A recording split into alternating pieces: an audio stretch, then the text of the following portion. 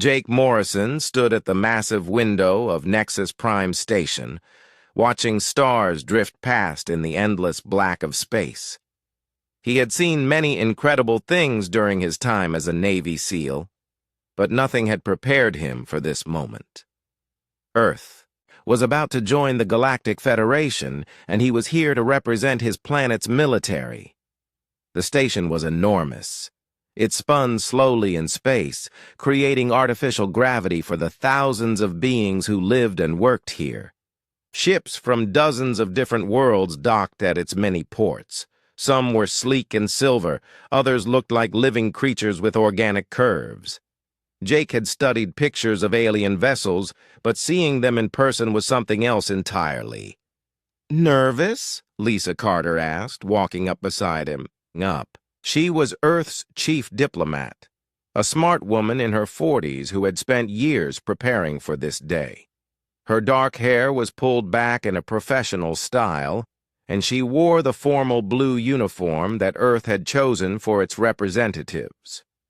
"Not nervous," Jake replied, adjusting his own uniform. "Just ready."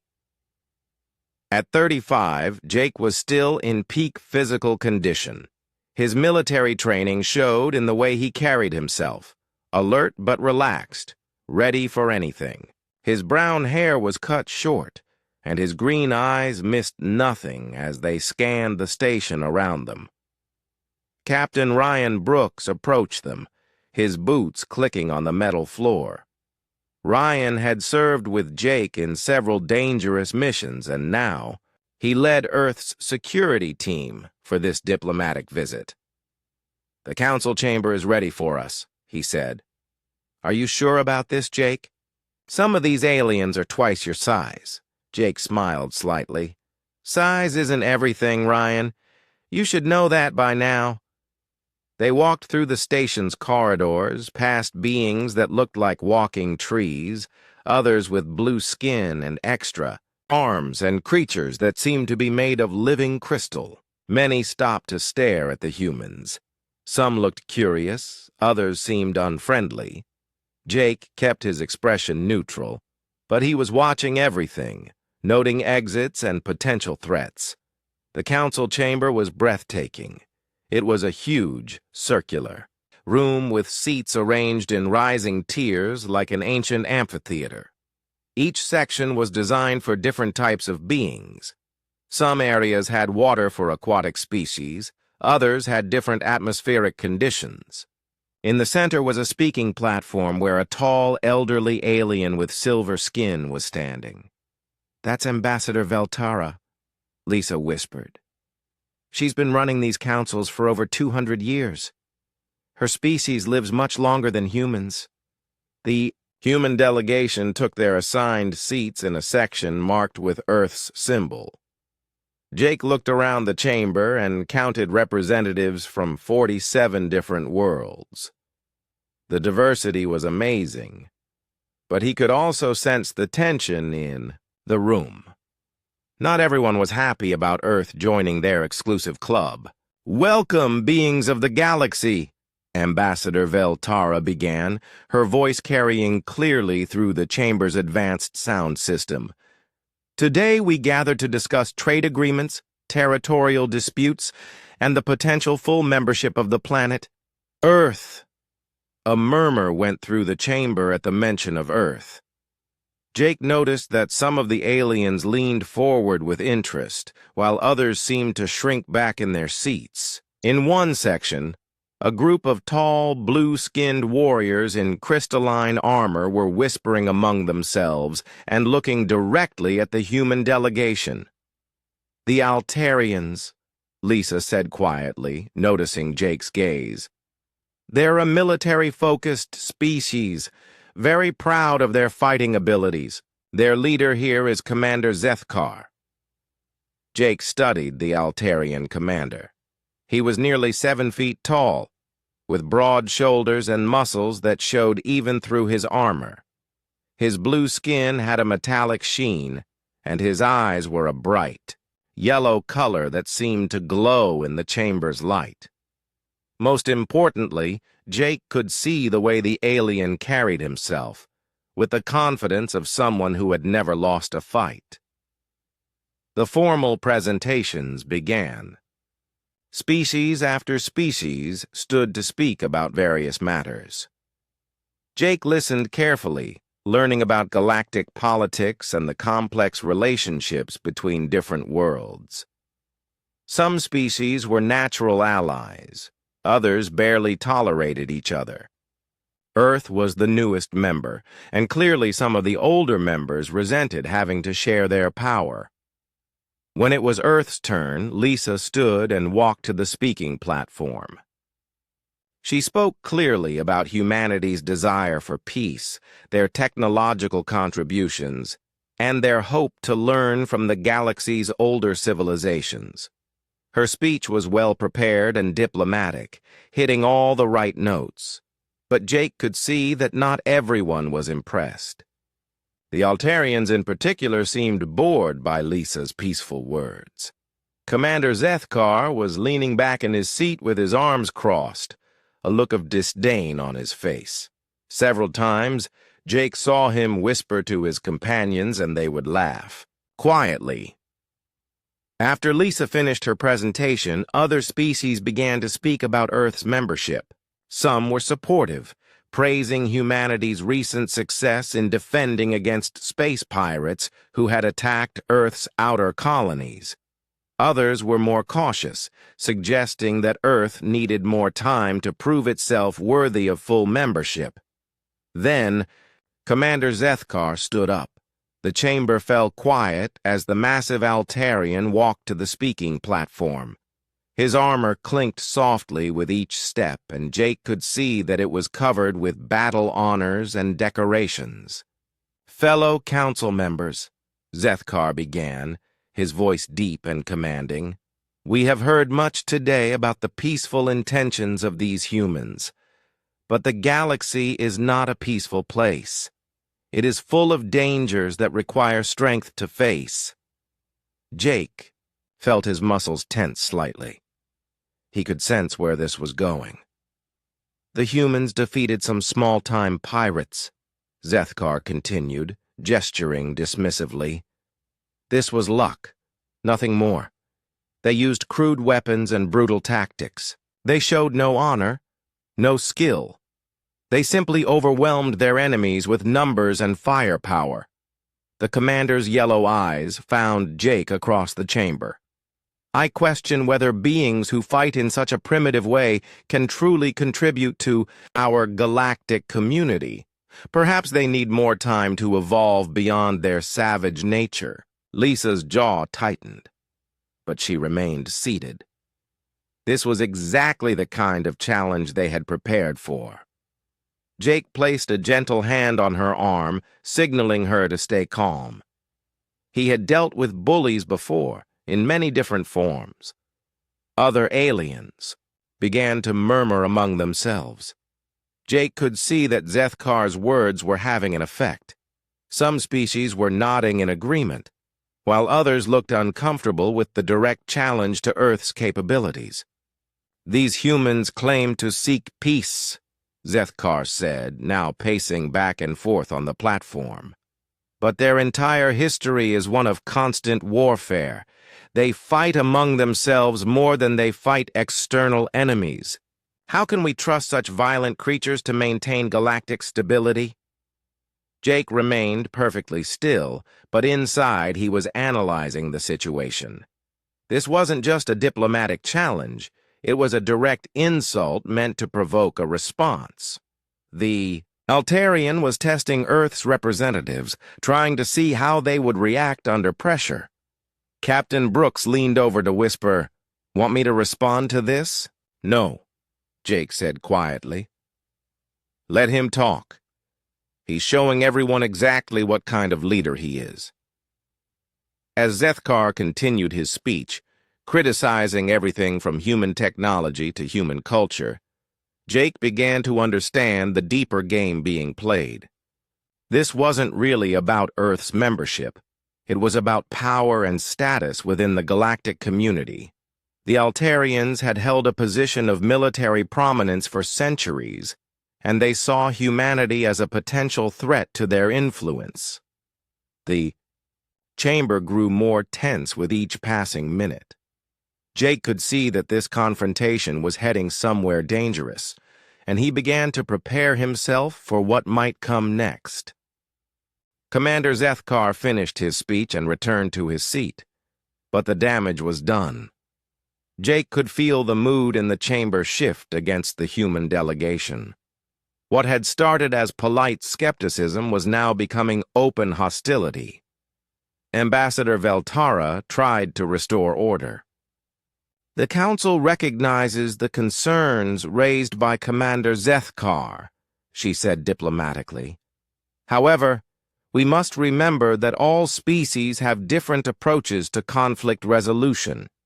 A creature that looked like a giant insect clicked its mandibles in what Jake assumed was laughter. "Different approaches?" it said in a buzzing voice. "The humans simply destroy everything in their path. There is no strategy, no honor in their methods." Lisa Carter stood up carefully. "If I may address the Council," she said, her voice steady despite the growing tension. "Earth's military actions have always been defensive in nature. We protect our people and our allies. Is this not something all species can understand?" More murmurs filled the chamber. A reptilian being with green scales spoke up. "But how do you protect without destroying? Our species has observed human conflicts. You use weapons that poison entire planets. You fight wars that last for generations." Jake watched as more aliens joined the criticism. It was like watching a pack of predators circle their prey.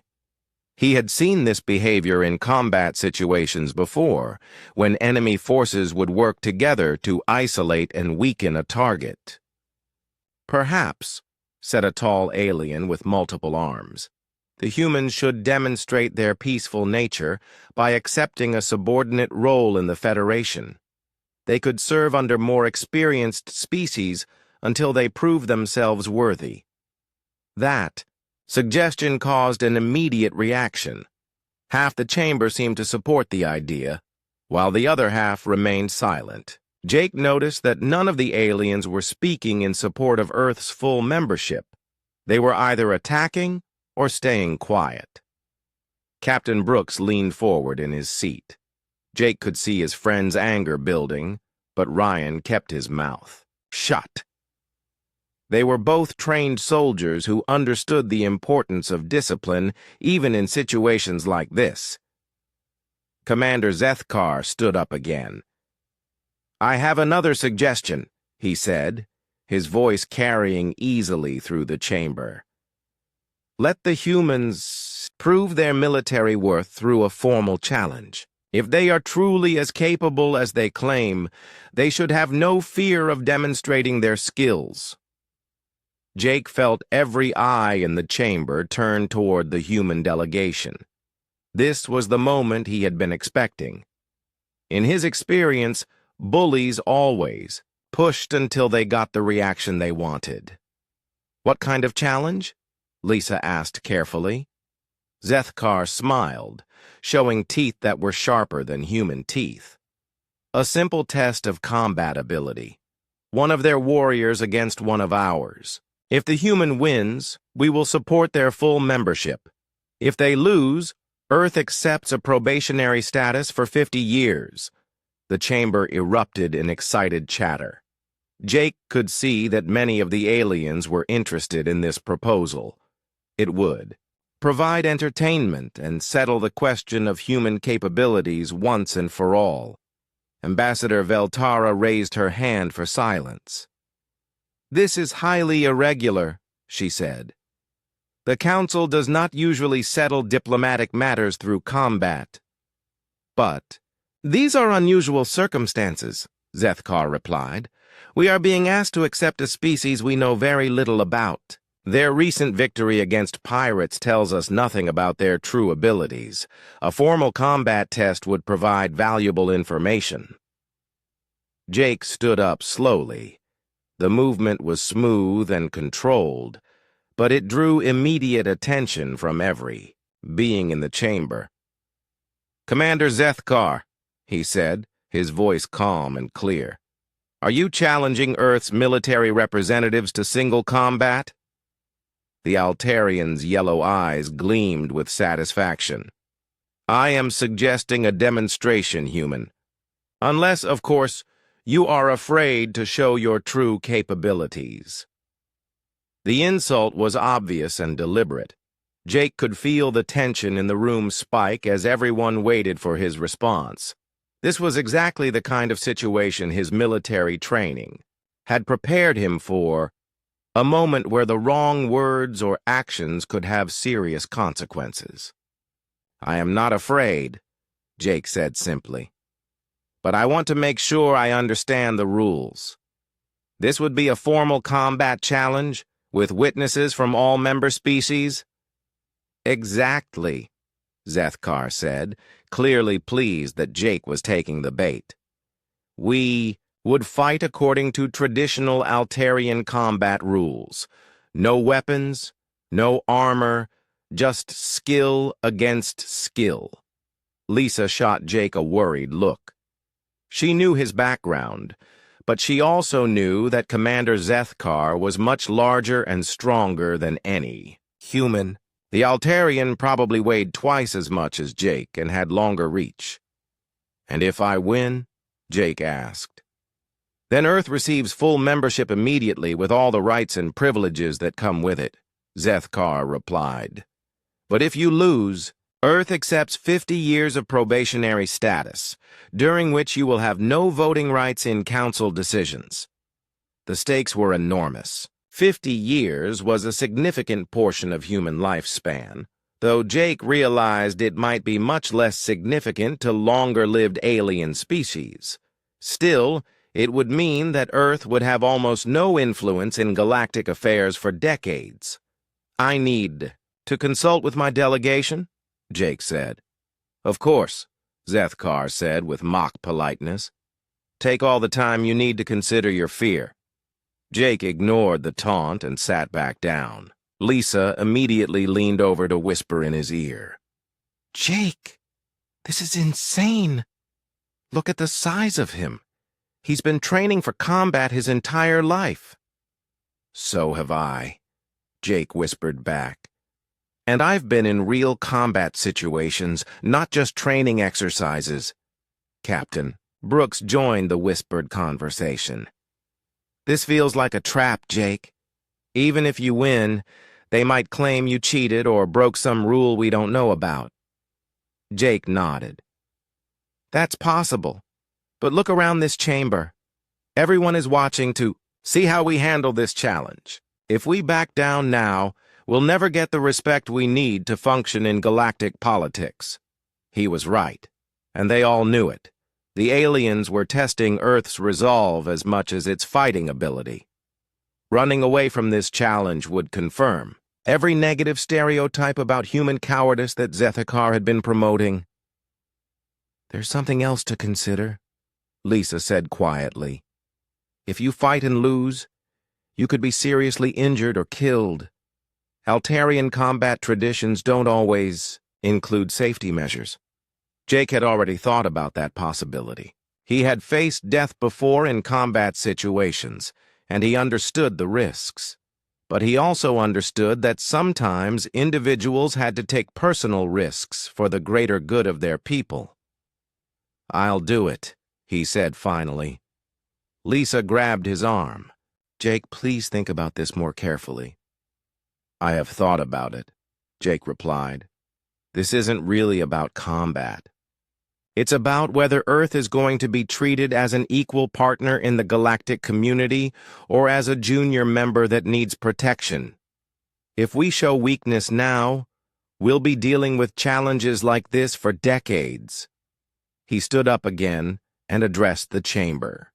"Commander Zethkar, I accept your challenge." The reaction was immediate and dramatic.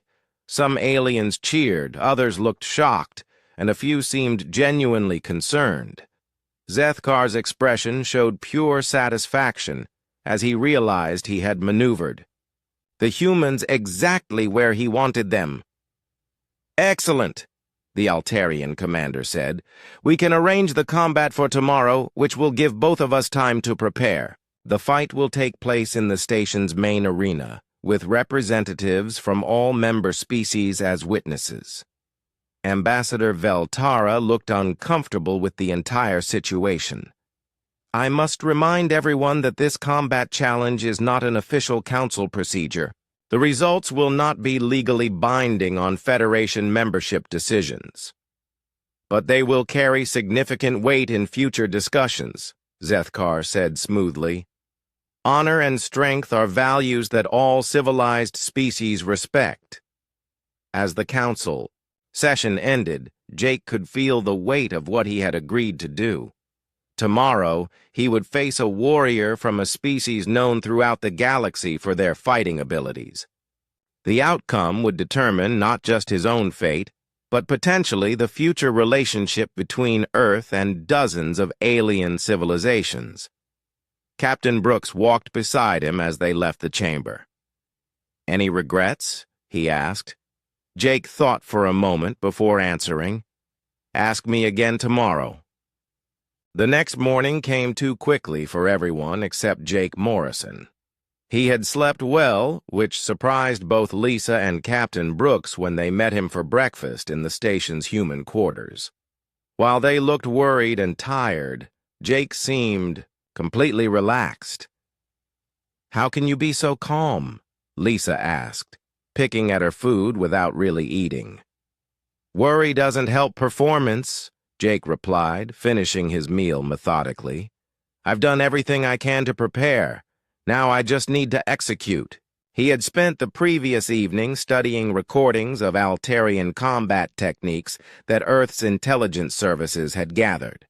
The aliens were strong and fast, but they relied heavily on their superior size and reach. Most of their fighting styles were designed for battles between opponents of similar physical capabilities. Captain Brooks reviewed the intelligence one more time. "Their bone structure is denser than ours, but their joints work the same way. They're stronger, but that extra muscle mass makes them slower to change direction." "I know," Jake said quietly. "I've been thinking about this all night." The arena was located in the center of Nexus Prime Station. It was normally used for sporting events and cultural exhibitions, but today it had been converted into a combat venue. When the human delegation arrived, they found that news of the challenge had spread throughout the station. Beings from dozens of species filled the viewing areas, eager to see how Earth's representative would perform. Commander Zethkar was already in the arena, performing warm-up exercises that demonstrated his impressive physical capabilities. He moved with the fluid grace of a natural predator, despite his enormous size. His blue skin gleamed under the arena lights, and his yellow eyes tracked Jake's entrance with obvious satisfaction. "Look at him," Lisa whispered. "He's enjoying this." Jake studied his opponent carefully. Zethkar was even more imposing without. His armor, standing nearly 7 feet tall with muscles that looked like they had been carved from stone. But Jake also noticed details that others might miss. The way the Altarian favored his right side slightly, suggesting an old injury, and how he telegraphed his movements just before changing direction. Ambassador Veltara stood at the center of the arena, looking uncomfortable with her role as referee. "The rules are simple," she announced to the crowd. "No weapons, no outside assistance. Combat continues until one participant yields or is unable to continue. Both fighters have agreed to these terms." Jake removed his uniform jacket and stood in the arena wearing only a simple training outfit. Next to Zethkar, he looked almost fragile.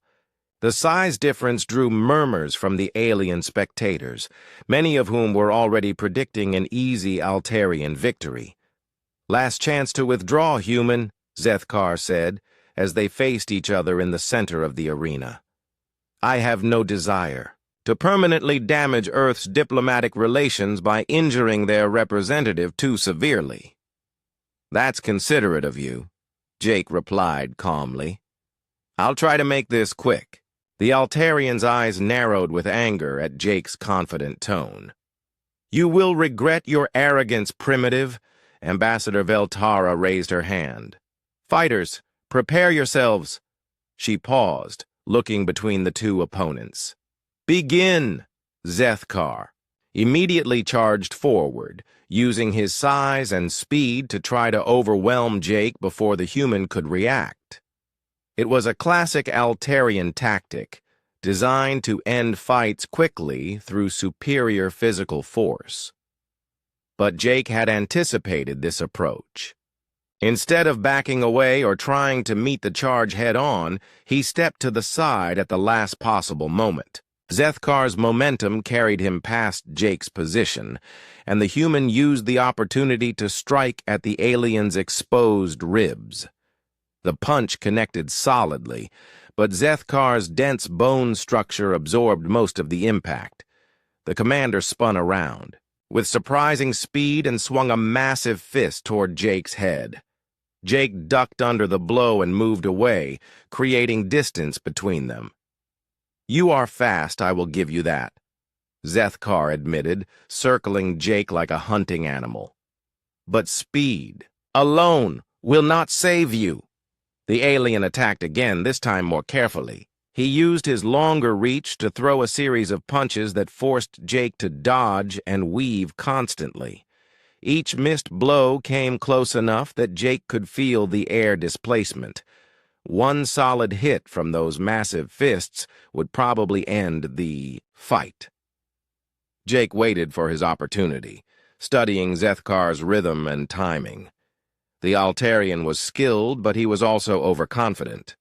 He assumed that his superior strength and size gave him a decisive advantage, and that assumption was making him careless. When Zethkar threw another powerful right hook, Jake didn't just dodge. He moved inside the alien's reach and drove his elbow upward into Zethkar's solar plexus. The alien doubled over slightly, and Jake followed up with a knee strike to the same area. For the first time, Zethkar showed signs of pain. He staggered backward, breathing heavily. The crowd's murmurs grew louder as they realized the human was actually putting up a real fight. "Impossible," Zethkar gasped. "You cannot hurt me. I am Altarian." "Your species is tough," Jake agreed, moving in a circle around his opponent. "But everyone has weak points." The statement enraged Zethkar, who charged again with even more fury than before. This time, however, his anger made him sloppy. Jake sidestepped the charge and grabbed the alien's arm, using Zethkar's own momentum to throw him to the ground. With a perfectly executed judo throw, Zethkar hit the arena floor hard, but rolled away before Jake could follow up. He came to his feet quickly, but Jake could see that the fall had shaken him. For the first time, doubt appeared in the aliens. Yellow eyes. "You fight like a coward," Zethkar snarled, "using tricks and deception instead of honest strength." "I fight to win," Jake replied simply. The exchange continued for several more minutes. Zethkar's superior strength and reach gave him significant advantages, but Jake's training and experience allowed him to avoid most of the alien's attacks while landing precise strikes of his own. Gradually, Zethkar began to slow down. His massive muscles required more oxygen than Jake's leaner physique, and the sustained combat was taking its toll. But Jake was also taking damage. Several of Zethkar's blows had connected, and he could feel bruises forming on his ribs and arms. His left shoulder was stiffening from a glancing blow that had almost caught him squarely. The crowd had grown completely silent, watching the battle with fascination. Many of the alien spectators had never seen combat techniques like the ones Jake was using. His fighting style was completely different from anything they knew about. Then Zethkar made a critical mistake. Frustrated by his inability to land a decisive blow, he grabbed for Jake with both hands, trying to use his strength advantage to wrestle the human to the ground. Jake had been waiting for exactly this kind of opening. As Zethkar's hands closed around his shoulders, Jake drove his knee upward into the alien's midsection with all the force he could generate. At the same time, he grabbed Zethkar's head and pulled it down to meet his rising knee. The impact was devastating, catching the alien commander completely off guard. Zethkar staggered backward, blood flowing from his nose and mouth. His yellow eyes were unfocused, and he swayed on his feet like a tree in a strong wind. The crowd gasped as they realized their supposedly invincible warrior was in serious trouble. "Yield," Jake said clearly, his voice carrying throughout the silent arena. "You fought with honor, but this fight is over." Instead of accepting the offer, Zethkar roared with rage and shame. In Altarian culture, losing to a supposedly inferior opponent was worse than death. He gathered his remaining strength for one final, desperate attack. But as he charged forward, something went wrong. Whether it was the damage from Jake's knee strike or simply exhaustion, Zethkar stumbled slightly. His balance shifted, and his charge became uncontrolled. Jake had a split second to react. He could try to dodge again, but the alien's trajectory would carry him past the human and possibly into the crowd of spectators. Or he could end the fight right now, decisively and permanently. In that moment, Jake Morrison made the choice that would change everything. Instead of stepping aside, he stepped forward to meet Zethkar's charge. His hand shot out in a precise strike, targeting the exact spot where the alien's skull met his neck. The impact was perfectly calculated. Jake's fist connected with surgical precision, delivering just enough force to the right location to cause maximum damage. There was a sharp crack that echoed through the arena, and Commander Zethkar's massive body went limp. The alien crashed to the ground and lay perfectly still. His yellow eyes stared sightlessly at the arena ceiling, and a thin trickle of blood ran from the corner of his mouth. For exactly 2 seconds, the entire arena was completely silent. Then the reality of what had happened hit the crowd like a physical blow. Commander Zethkar, the pride of the Altarian military, was dead. The silence in the arena lasted only a few seconds before chaos erupted.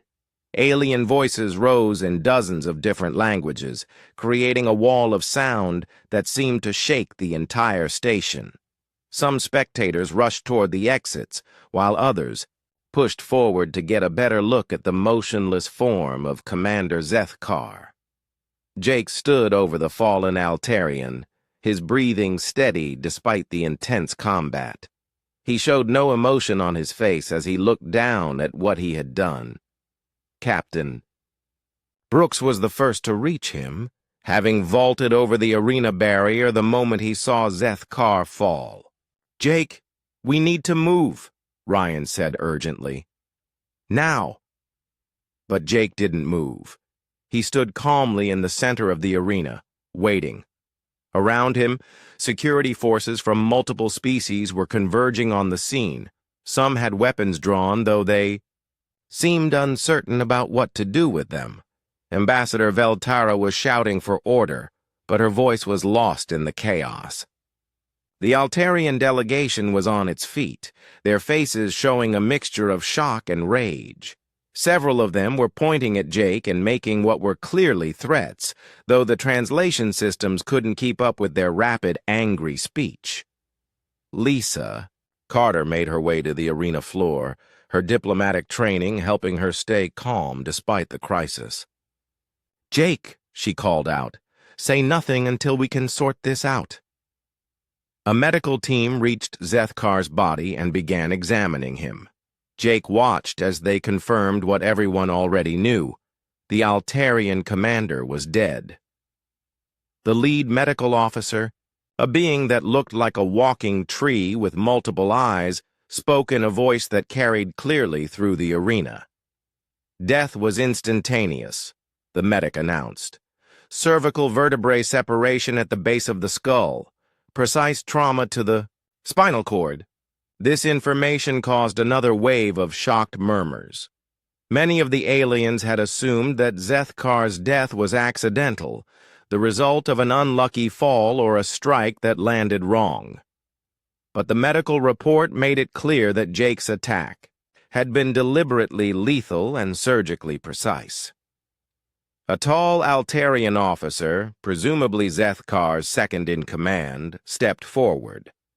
His blue skin was darker than the commander's had been, and his yellow eyes burned with fury. "This was murder," he declared, his voice shaking with emotion. "The human killed our commander in cold blood." "That's not what happened," Jake said, calmly, speaking for the first time since the fight ended. His voice carried clearly through the arena, and the translation systems ensured that every species could understand him. "Commander Zethkar challenged me to combat. I accepted. He attacked me with the intention of causing serious harm, and I defended myself." "You could have subdued him," the Altarian officer shot back. "You chose to kill instead." Jake's expression remained neutral. "In combat, you use the force necessary to stop the threat. Commander Zethkar was not going to yield, and his final attack put both of us in danger. I ended the threat. Ambassador Veltara had finally managed to restore some order to the arena. Security forces had cleared most of the spectators, leaving only official representatives and necessary personnel." She approached Jake with obvious reluctance. "Mr. Morrison," she said formally, "you will need to remain in custody while we investigate this incident. The death of a diplomatic representative is a serious matter that requires a full inquiry." "I understand," Jake replied, "but I want it on record that I acted in self-defense, according to Earth military doctrine. Commander Zethkar issued a formal challenge, and the combat was witnessed by representatives from every member species." Captain Brooks stepped closer to Jake. "Ambassador Veltara, with respect, my government will want to send its own investigators. This was a diplomatic incident involving Earth's representatives." "Of course," Veltara agreed. "All member species will have the right to participate in the investigation, but until it is complete, Mr. Morrison must be confined." As security officers approached, Jake raised his hands slightly to show he wasn't resisting. But before they could reach him, another voice cut through the tension. "Wait!" It was the Altarian's second-in-command. He walked closer to Jake, studying the human with a different expression than before. "You said you ended the threat. Explain what you mean." Jake met the alien's gaze directly. "Your commander's final attack was uncontrolled. He was injured and exhausted. But his pride wouldn't let him yield. If I had simply dodged, he would have crashed into the spectator area at full speed. People would have been hurt." The Altarian considered this for a long moment. "You claim you killed him to protect others?" "I killed him because he was a threat that needed to be stopped," Jake corrected. "The fact that it also protected others was a secondary consideration." This answer seemed to surprise many of the aliens present. They had expected Jake to make excuses or claim the death was accidental. Instead, he was acknowledging responsibility while defending his actions as necessary. Over the next several hours, the investigation began in earnest. Medical examiners from multiple species examined Zethkar's body, confirming the initial assessment. The cause of death was a precise strike that had severed his spinal cord at exactly the right point to cause instant death. What surprised the investigators was the level of anatomical knowledge required to make such a strike. Humans had only recently made contact with Altarian physiology, yet Jake had targeted a weakness that even some Altarian doctors might not have known about. "How did you know where to hit him?" asked Dr. Keltar, the lead investigator. She was a reptilian being with green scales and large, intelligent eyes. Jake was sitting in a conference room with Lisa, Captain Brooks, and representatives from several species. "I studied your anatomical databases last night," he said simply. "I wanted to understand my opponent's physical capabilities and limitations. In one night, you learned enough about Altarian anatomy to target a killing blow?" Dr. Keltar seemed skeptical. "I learned enough to identify vulnerable points," Jake clarified. "My military training taught me what to look for. The specific anatomy was different, but the principles are the same across most bipedal species." "Captain," Brooks leaned forward. "Jake has extensive medical training as part of his special operations background. He's qualified as a combat medic and has studied anatomy for both healing and tactical purposes." This information caused murmurs among the alien investigators. They were beginning to understand that Jake Morrison was not just a simple soldier, but a highly trained specialist with knowledge and skills that made him far more dangerous than they had initially realized. The Altarian second-in-command, who had identified himself as Captain Velkar, asked the next question. "Did you intend to kill my commander when you accepted his challenge?" Jake thought carefully before answering. "I intended to win. In combat, that sometimes means killing your opponent. I hoped it wouldn't be necessary, but I was prepared for that possibility." "You felt no hesitation? No regret?" "Hesitation gets you killed," Jake replied. "As for regret, I regret that your commander chose pride over wisdom, but I don't regret defending myself and others." Captain Velkar nodded slowly. "This is an honest answer. In Altarian culture, we understand the necessity of decisive action in combat. What troubles us is the precision of your attack. It suggests premeditation." Lisa spoke up for the first time. "Captain Velkar, if I may, Mr. Morrison's training emphasizes efficiency in combat. He's taught to end threats quickly and with minimal collateral damage. That training saved lives yesterday, including possibly your own people who were sitting in the front rows." The investigation continued for 2 more days. Security footage was analyzed, witness statements were taken, and experts from multiple species examined every aspect of the combat. Throughout it all, Jake remained calm and cooperative, answering questions honestly and showing no signs of guilt or remorse. Finally, Ambassador Veltara called a formal hearing to announce the investigation's conclusions.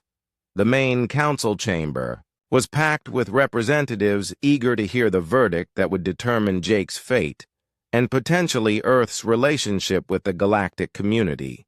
"After extensive investigation," Veltara announced, "we have determined that the death of Commander Zethkar occurred during a formal combat challenge that he initiated.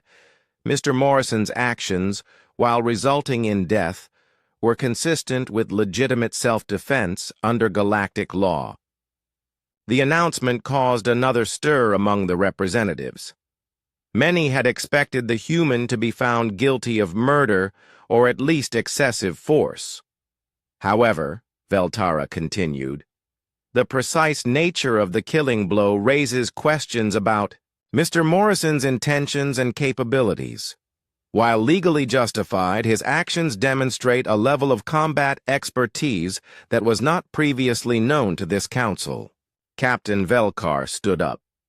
Ambassador Veltara, if I may speak for the Altarian delegation? Of course, Captain. Velkar looked directly at Jake. We have reviewed all evidence and testimony. Our conclusion is that Commander Zethkar died as a warrior should, in honorable combat against a skilled opponent. We hold no grudge against Earth or Mr. Morrison for his death. This statement shocked many in the chamber. The Altarians were known for their fierce loyalty and their tendency to seek revenge for fallen comrades. Furthermore, Velkar continued, we now understand that we greatly underestimated human combat capabilities. This was our error, not yours. We formally withdraw our OB. 3 months after the incident in the arena, Jake Morrison found himself standing in front of another gathering of alien representatives. But this time, the atmosphere was completely different.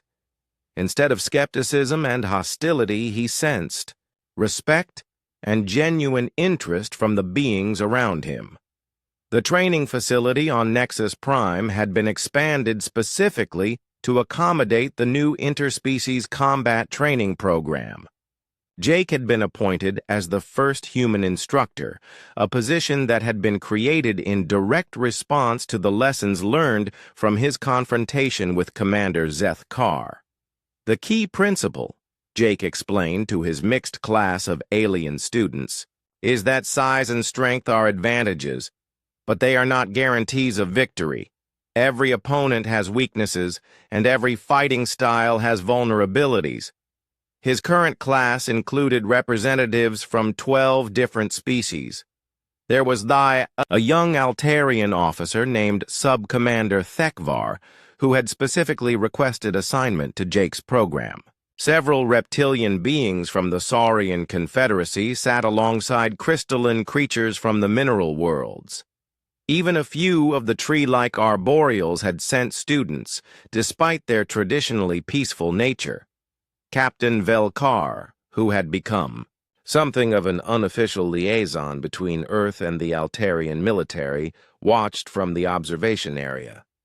In the months since his commander's death, he had developed a complex relationship with Jake that was part professional respect and part personal curiosity. Instructor Morrison called out one of the Saurian students. How do you adapt your techniques when facing opponents with completely different physiologies? Jake gestured to Sub-Commander Thekvar. Thekvar, would you assist me with a demonstration? The young Altarian stepped forward eagerly. He was smaller than Zethkar had been, but still significantly larger than Jake. Over the past month, he had become one of Jake's most dedicated students, determined to understand the fighting methods that had defeated his species' champion. The first step, Jake explained as Thekvar took a ready position, is observation. Watch how your opponent moves, how they balance, where they look before attacking. He circled the Altarian slowly, pointing out details that the other students might miss. Thekvar favors his left side slightly, probably due to an old training injury. His stance is wider than it needs to be, which gives him stability but reduces his mobility. Thekvar nodded approvingly. The instructor is correct.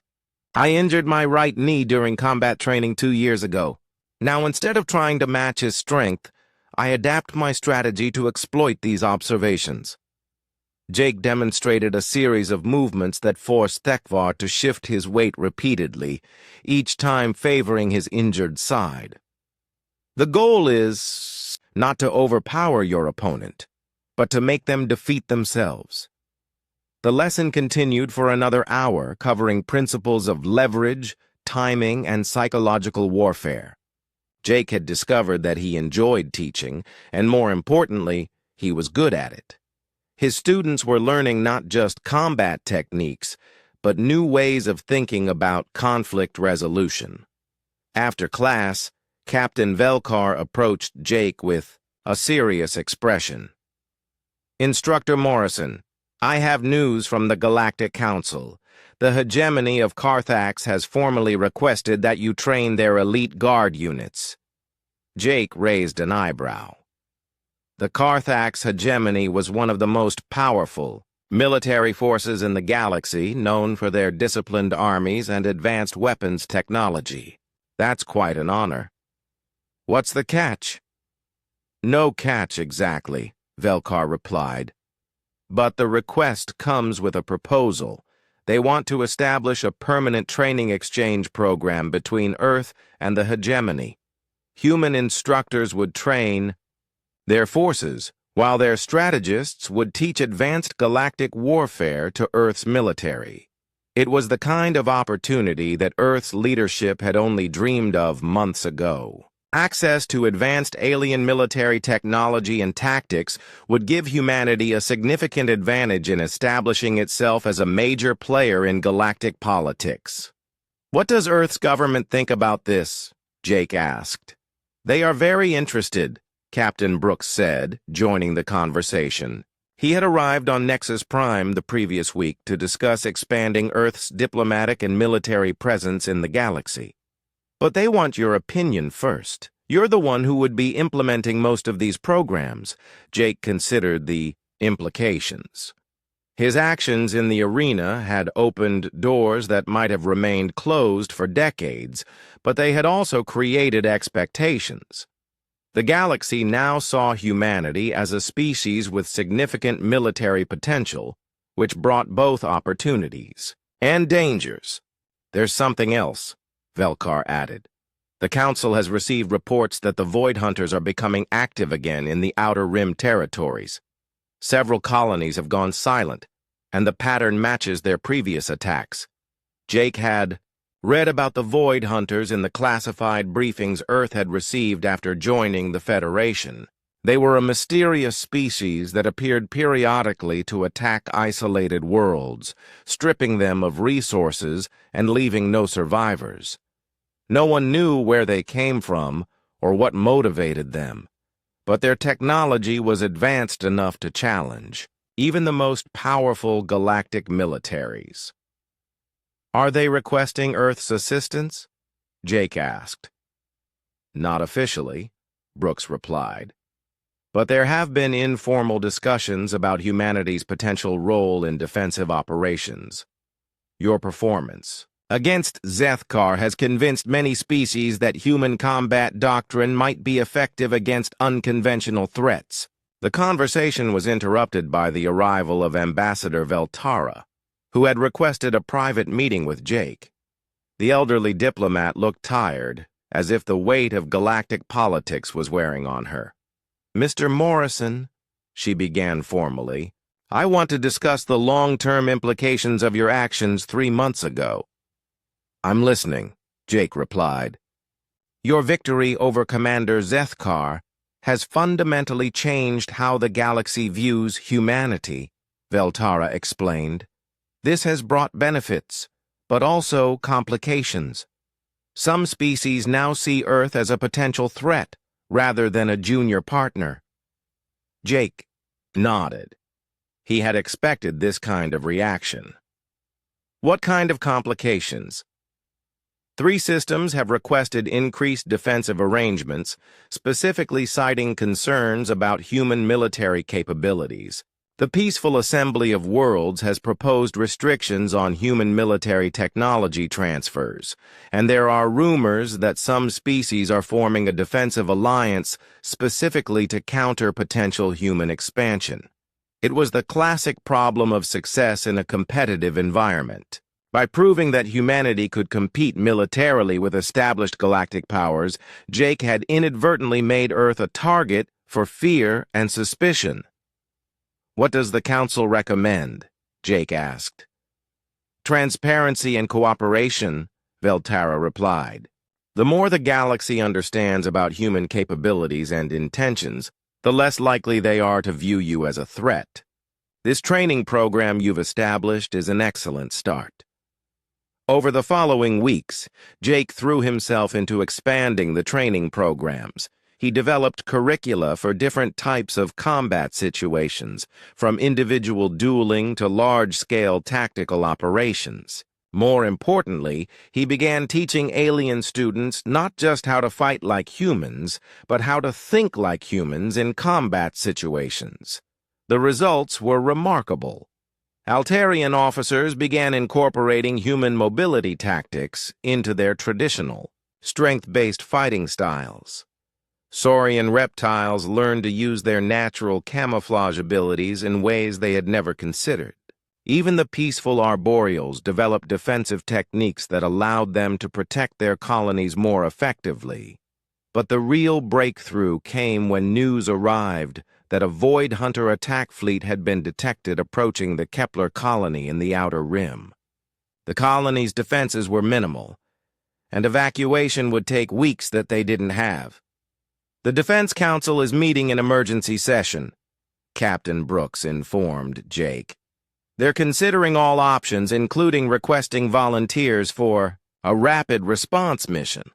Jake understood immediately. "They want to test human combat doctrine against a real threat." "More than that," Brooks replied.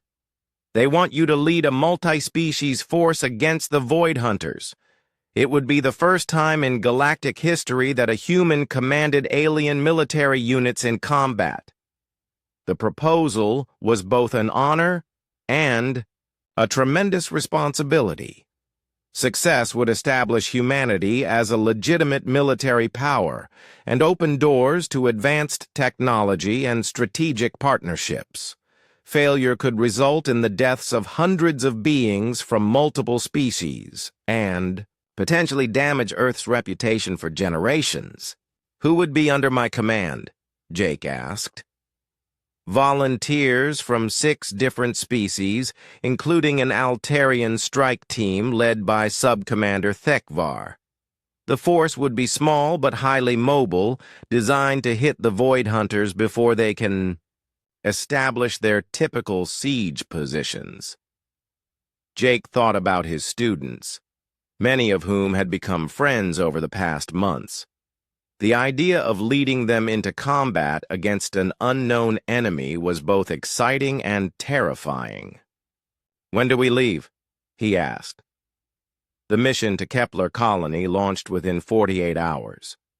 Jake found himself aboard a sleek Altarian warship, surrounded by beings he had trained and others who had volunteered specifically to serve under human command.